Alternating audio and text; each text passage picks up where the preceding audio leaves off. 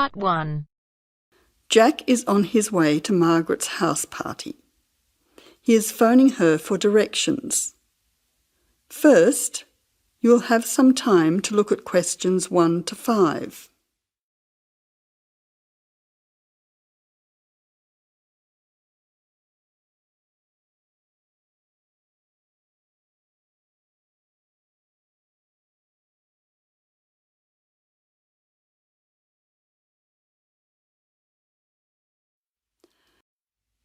Now listen carefully and answer questions 1 to 5. Jack has got lost on his way to Margaret's party. He is phoning her for directions.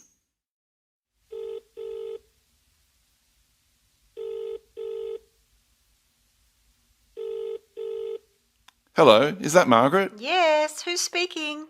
Margaret, it's Jack. I think I'm lost. I can't see a signpost and... Jack, so where are you now? Well, I'm a bit confused about the directions, but I'm at a T-junction. What can you see around you? I can see a pub on the corner. Can you see the name of the pub? Wait a minute, let me see. It's hard to see in the dark. Yes, I can read it now. It's called the Lion's Head. Oh, the Lion's Head. Okay, well then you're not too far away. Go straight ahead through the traffic lights to the next T-junction. Sorry, I didn't hear you. What did you say? I said just go through to the next T-junction. Okay. Now what? Well, there's a park in front of you and a large 2-storey building on the corner. Yes, I can see them. Okay, so now turn left. Hang on, you're coming up the street, so you'll have to turn right. Okay, got it. What's the name of your street? It's Wesley Street, Wesley, number 70. We're the 5th house on the left. You should see a red letterbox and some bushes in front of the house. Okay, 5th house, number 70. I should be there soon. Am I late for the party? It sounds like things are happening there. No, it's only just started. That's good. I should be there in the next 10 minutes. See you soon. Jack hangs up and walks on. 7 minutes later, he calls Margaret again, as he still can't find the house. You now have some time to look at questions 6 to 10.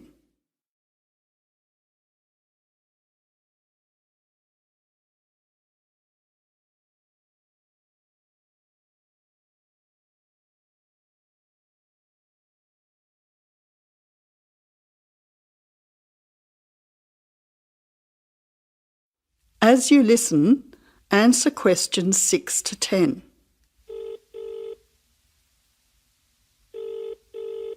Who's speaking?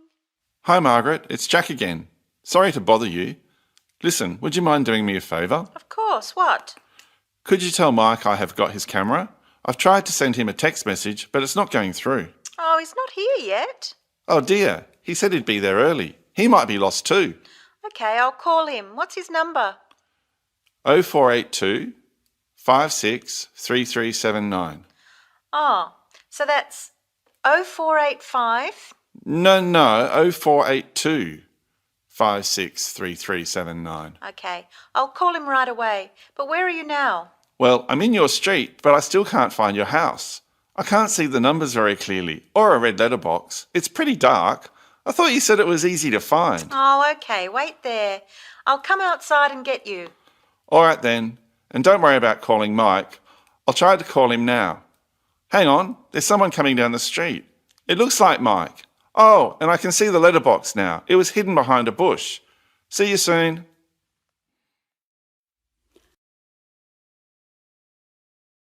That is the end of Part 1. You now have half a minute to check your answers.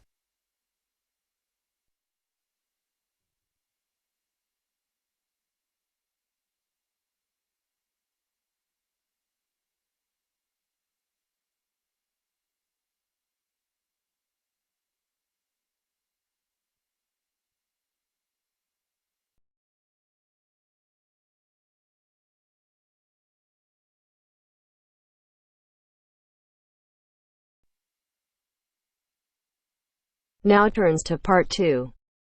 Part 2. You're going to listen to a talk about the food we eat. First, you have some time to look at questions 11 to 15.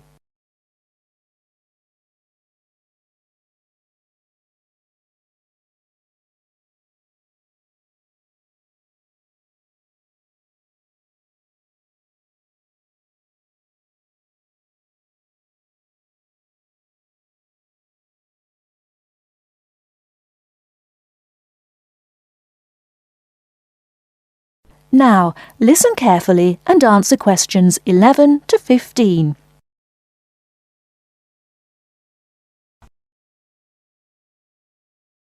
Welcome to The Food We Eat, sponsored by Safeway. Increasingly, we know more about the effects of our eating habits and lifestyles on our health. While new information can change old ideas, the news stories can often be confusing. At Safeway, we try to help customers not only in the range and types of food offered, but also by providing up-to-date, reliable information in areas we know are of interest and which relate to the diet we eat. Today, we are going to talk about sugar. Recently, doctors have been advising us to eat less sugar. The health recommendation to use less sugar is for two reasons. Firstly, for the sake of our teeth, since the amount and frequency of sugar consumption links to decay. Secondly, as sugar is a good source of calories, it can easily be a problem if we tend to be overweight. The dental risk is because bacteria which occur naturally in our mouth feed on carbohydrates, sugar and starch, to form plaque and acid. Plaque is a sticky coating that prevents the bacteria being removed by saliva. The acid attacks the tooth itself. This takes time, however, so the trick is to avoid sticky foods like sweets, which stay around in crevices feeding the bacteria. Before you hear the rest of the talk, you have some time to look at questions 16 to 20.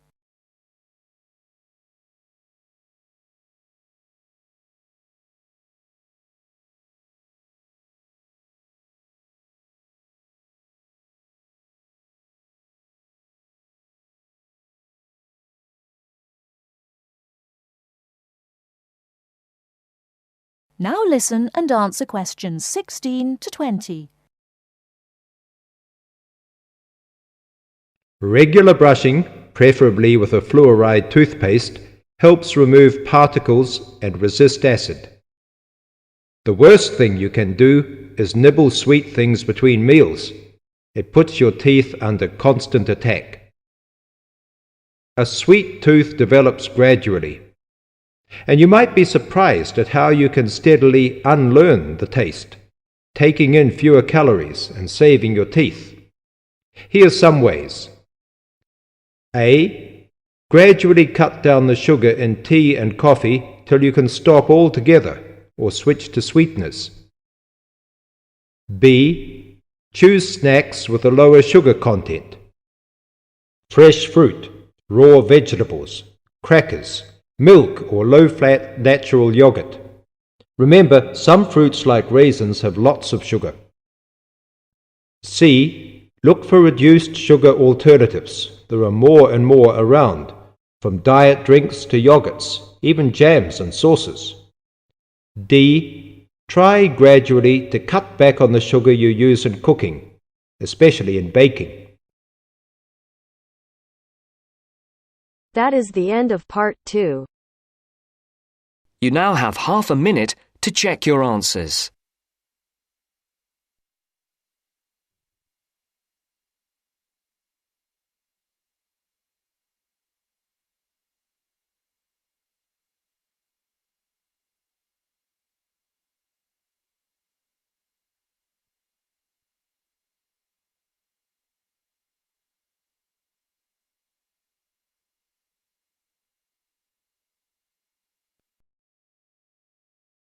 Now turns to part 3. Part 3. First, you have some time to look at questions 21 to 25.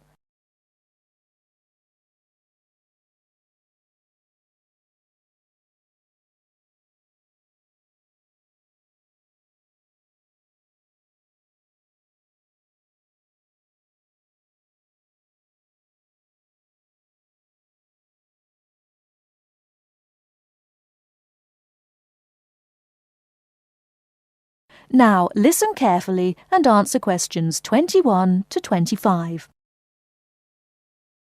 Good afternoon, everybody. It's Ronald Jaff with this week's edition of Movie Talk. First, let's look at the films this week in the theatre. The Kid Rides Again, When You Find Love, and Wronged.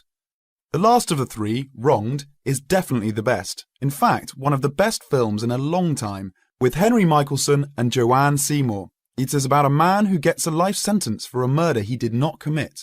In the style of the films of the 40s and 50s, it is a modern story of a man and his wife, wonderfully played by Joanne Seymour. They fight to make people believe Thompson is the wrong man and not the killer. The strength of their love is wonderful even after Thompson has been in prison for 15 years. Of course, I won't tell you what happens after Thompson's 15th year in prison. That would ruin the story. But if you see no other film, you should see this one. The story may be old, but the acting is great, and it will hold your attention from beginning to end. Unfortunately, I can't say the same for When You Find Love. Just another silly story about how boy meets girl, boy loses girl, boy gets girl again, and they live happily ever after. Before you hear the rest of the talk, you have some time to look at questions 26 to 30.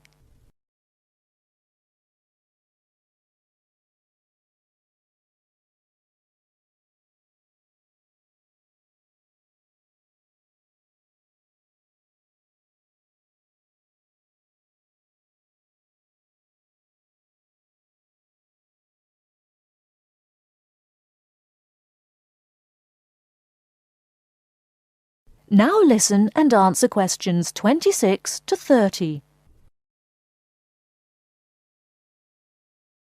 Hollywood ever get tired of such stupid films? Yet, on a New England college campus, the star of the movie, Tommy Seal, is a freshman. He meets the 2 years older Stephanie Fool, played by Sally Evans. In real life, she must be at least 30, not 20. Well, Billy, our hero, has had a hard time with Stephanie. After all, he is so much younger.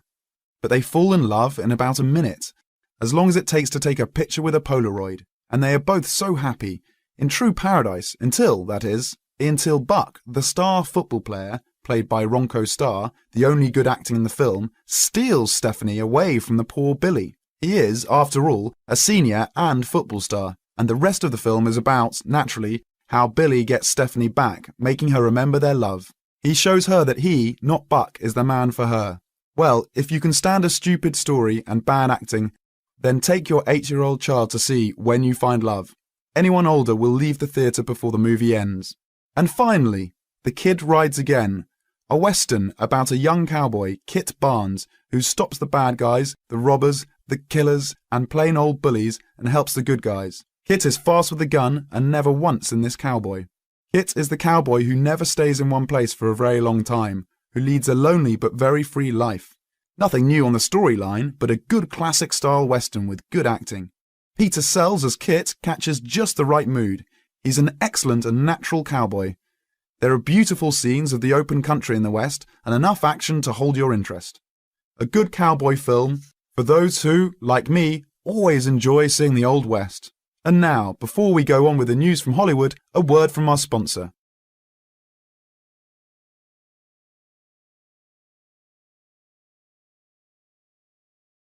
That is the end of part 3. You now have half a minute to check your answers.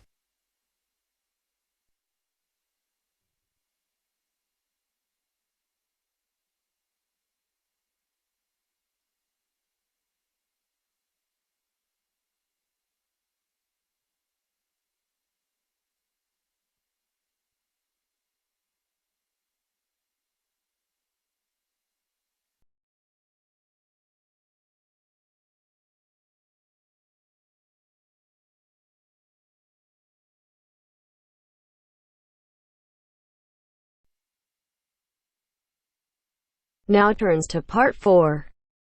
Part 4. You'll hear a lecture about Iron Age in Britain.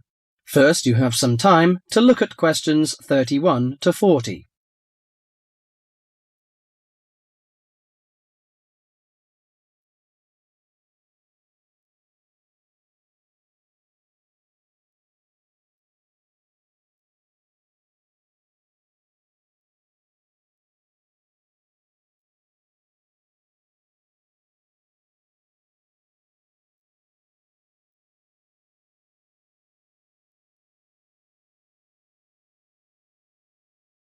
Now listen carefully to the message and answer questions 31 to 40. Good morning, ladies and gentlemen. Today I'm going to introduce to you a special age in Britain, the Iron Age. People at that time, you may be surprised to hear that, seem close to the men and women of today, because archaeologists discovered that they tried to vary their diet, improve their homes, and follow fashions. The period known as the Iron Age lasted in Britain for about 800 years, from 750 BC to 43 AD. There had been several dramatic changes by the end of the Iron Age, including coinage, wheel-thrown pottery, etc. People had started to live in larger and more settled communities. Furthermore, because of the differences in climate and geography, someone living in Yorkshire or Ireland would have eaten different food, worn different clothing, and lived in different housing conditions from someone living in southern Britain. Caesar commented that Britain was a land of small farms, and this has been proven by the archaeological evidence. Since Iron Age society was primarily agricultural, it is safe to presume that the daily routine would have revolved around the maintenance of the crops and livestock. Small farmsteads were tended by and would have supported isolated communities of family or extended family size. They produced enough to live on and a little extra to exchange for commodities that the farmers were unable to provide for themselves. For those farms, harvested crops were stored in either granaries that were raised from the ground on posts or in bell-shaped pits 2 to 3 meters deep. Some 4,500 of these storage pits have been found within the hill fort interior at Danebury in Hampshire, and if they were all used to store crops, this would have essentially made the site one large fortified granary. Although the archaeological evidence shows that cattle and sheep would have been the most common farm animals, it is known that pigs were also kept. The animals would have aided the family, not only with heavy farm labour, in the case of the cattle, such as the ploughing of crop fields, but also as a valuable form of wool or hide and food products. Horses and dogs are also observed in the archaeological evidence from both faunal remains and artefacts. Horses were used for pulling 2- or 4-wheeled vehicles, carts, chariots, while dogs would have assisted in the herding of the livestock and hunting. Besides agriculture and stock raising, the architecture in Iron Age is also worth mentioning. A very well-preserved settlement has been discovered at the site of Chislester in Cornwall. It was made up of individual houses of stone, with garden plots. In Wessex, the typical building on a settlement would have been the large round house. All of the domestic life would have occurred within this. The main frame of the roundhouse would have been made of upright timbers, which were interwoven with coppiced wood, usually hazel, oak, ash, or pollarded willow, to make wattle walls. This was then covered with a daub made of clay, soil, straw, and animal manure that would weatherproof the house. The roof was constructed from large timbers and densely thatched. The main focus of the interior of the house was the central open hearth fire. This was the heart of the house to provide cooked food, warmth, and light. Because its importance within the domestic sphere, the fire would have been maintained 24 hours a day. Beside the fire may have stood a pair of fire dogs, such as those found at Baldock in Herefordshire, or suspended above it a bronze cauldron held up by a tripod and attached with an adjustable chain. The ordinary basic cooking pots would have been made by hand, from the local clay, and came in varying rounded shapes, occasionally with simple incised decorations. As for eating, bread would have been an important part of any meal, and was made from wheat and barley. The dough would have then been baked in a simple clay-domed oven, of which evidence has been found in Iron Age houses. The barley and rye could also have been made into a kind of porridge. In addition to this, the grain was also fermented to make beer, and the surface foam that formed was scraped off and used in the bread-making process.